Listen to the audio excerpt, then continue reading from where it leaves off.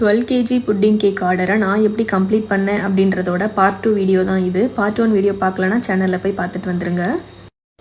Cake மொத்தமாக ready பண்ணிவிட்டு கம்ப்ளீட்டாக ஆறுனதுக்கப்புறம் அதில் இருக்கிற பட்டர் ஷீட்டை ரிமூவ் பண்ணிவிட்டு இந்த மாதிரி 4 எட்ஜஸையுமே ரிமூவ் பண்ணி விட்டுக்கிறேன்.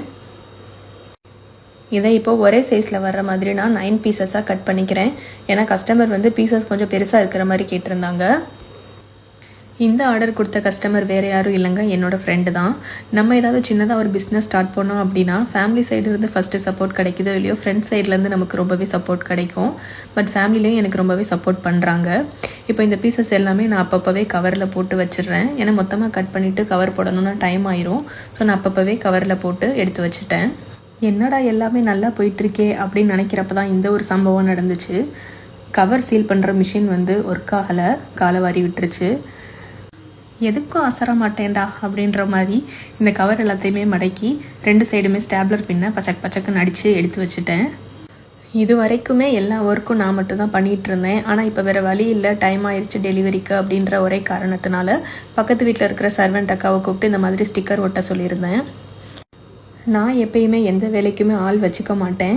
சேலரி கொடுக்கணும் அப்படின்ற ஒரு ரீசனால் இல்லை, எல்லா ஒர்க்குமே நானே பண்ணால் தான் எனக்கு சாட்டிஸ்ஃபைடாக இருக்கும்.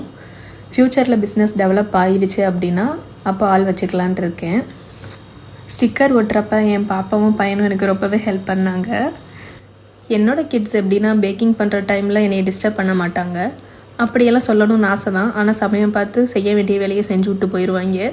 அதெல்லாம் சமாளித்து தான் நான் இந்த ஆர்டரை கம்ப்ளீட் பண்ணேன். ஃபைனலாக பாக்ஸில் அடுக்கிறப்ப என்னோடய பாப்பா தான் எனக்கு எல்லாமே எடுத்து கொடுத்து ஹெல்ப் பண்ணான்.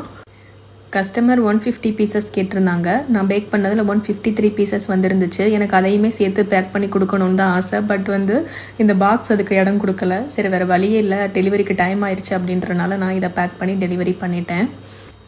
உங்களுக்கு இந்த மாதிரி கேக்ஸ், ப்ரௌனிஸ், குக்கீஸ் இதெல்லாம் ஆர்டர் பண்ணணும் அப்படின்னா ஸ்க்ரீனில் இருக்கிற நம்பருக்கு வாட்ஸ்அப் பண்ணுங்கள். வீடியோ லைக் பண்ணிவிட்டு சேனல் சப்ஸ்கிரைப் பண்ணிக்கோங்க. தேங்க்யூ, பாய்.